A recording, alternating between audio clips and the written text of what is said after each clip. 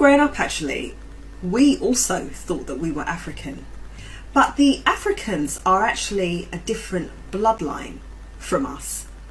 They are Hamitic and descend from Ham, and we are Shemitic and descend from Shem. So you've got two dark-skinned nations, but two different bloodlines. Absolutely. And the brothers online, the Israelite brothers, are doing a great job at really bringing out this truth. So they recommend books like this, which is the Zondervan Compact Bible Dictionary, where scholars have been writing for ages that Negroes, black people, are not Africans.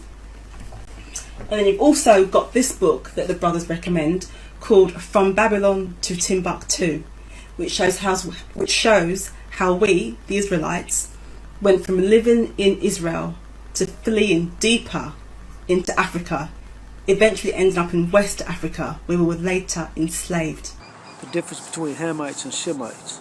So a lot of people were coming on there with comments saying that I'm trying to divide the black man and this and that, you know, trying to hang on to this Hamite understanding. Yeah, so the bottom line of it was, in that video is detailing, I'm going to show where I got that information from, showing the difference between a Hamite and a Shemite. Hamites being Africans, spear chucking, bone in the nose, whatever you want to say. Not Shemites, they're not Israelites. They can't grow the facial hair, the beards, the goatees, the dreads, the afros, etc., which identifies and shows that we're different than the Hamite. I'm actually going to read this, okay? Now, for those of you who have been following us for some time, you know we have been spending a great deal of time, you know, for, again, starters, understanding that many of us that are African-American, Black American, whatever you want to call yourself, if you look at our background, you'll see that we are a mixture of many of quite a few African cultures.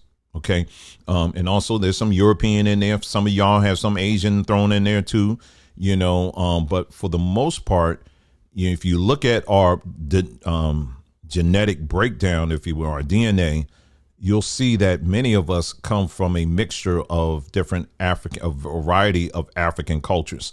Some are more prominent than others, but nonetheless, they're there.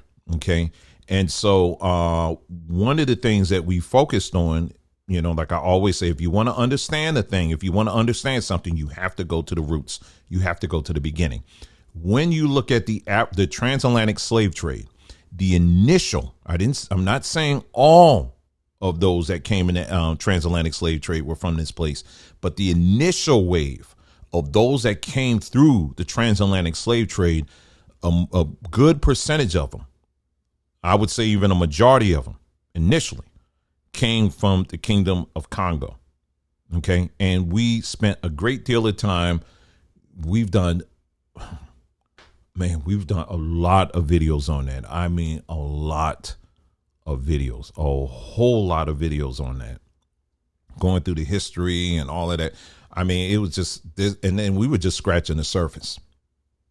Now, one of the things I remember when we were doing these videos, you know, again, we start getting into, because if you're going to understand, you know, when you're putting your focus and attention on a particular group of people, you have to kind of understand, what did the people believe? What did they practice? What did they say? And so forth and so on. One of the things that we came across is their word for God or the Most High was, there's a test here. What was it? It was Nzambi. Remember? The name that they used was Nzambi. And that was the word that's the name that they used for the creator, the one who created all of heaven and earth. It's Nzambi. If you go to Congo today, that's what they use. If you listen to like a lot of their like gospel music or whatever, their Christian music, many of the songs, when they're referring to God, they don't say God, they will say Nzambi, because they're referring to the creator, the Most High. Some people say Most High, right? But that's when they say Nzambi, that's what they're referring to. And for some people, as we were kind of discovering these things, that you had some people who were saying, hey, listen, I'm just going to start saying in zombie. It's just as a way of trying to, we're discovering, it's like you're going through a closet, if you will, of all kinds of things. And you're like, oh, okay, well, I'm going to start, you come through a closet, let's say, for example, and let's say there's like a coat. Man, this thing pretty cool. Let me put this thing on, and some people were like, hey, I'm going to start saying in zombie, whatever, and you had Hebrews. Because, see, I'll never forget this. And I'm going to keep on saying this over and over again. They may want to try to forget this, but I ain't forgetting this.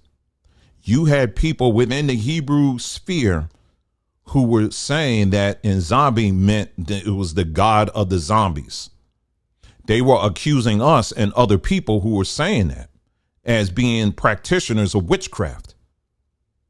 And a lot of these ministries are still in existence to this very day.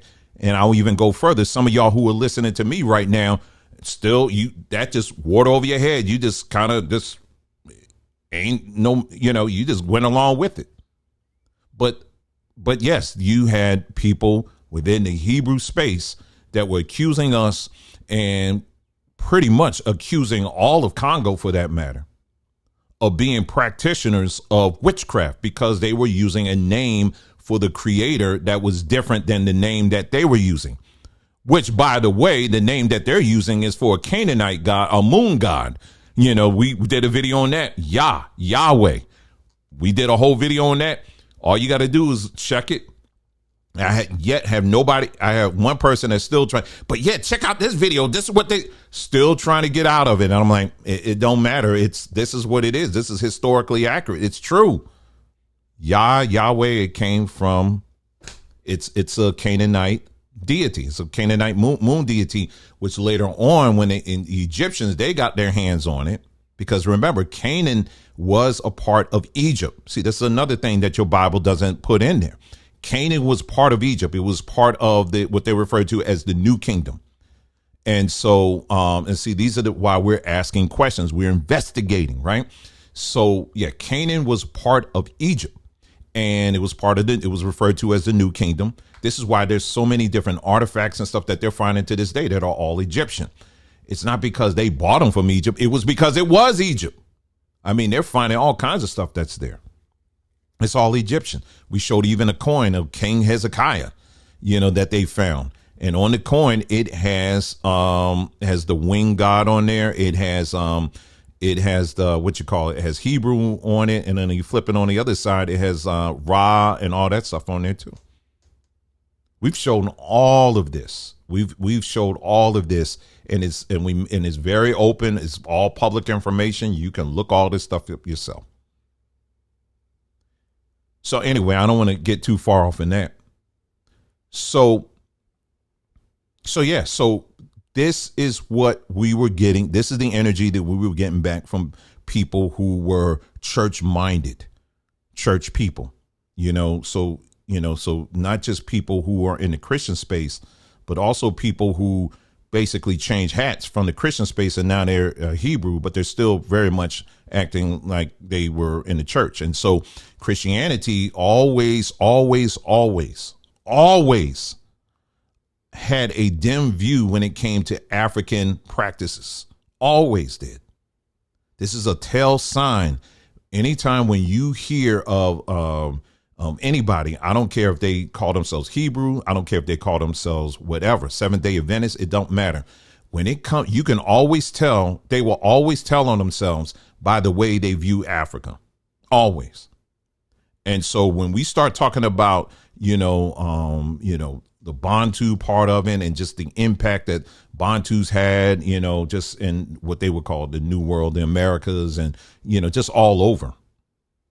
And, their belief system, we start talking about that and being very careful and saying, hey, listen, we're not telling people that you got to embrace all of Bantu spirituality or anything like that, because we're just kind of going through all of this stuff and kind of learning more about what these people, who these people were, what they believed, and seeing if it matches or what our own history, right? And that's what we were doing. But you had channels that are still in existence today that were out here just coming after us hard. They were attacking our business. They were attacking us. They were putting all kinds of lies out about us, saying all kinds of stuff that we were encouraging people to use rocks as a way of worshiping God and all this other nonsense and stuff like that. And they just go right along like it's nothing, still to this day, like it's nothing.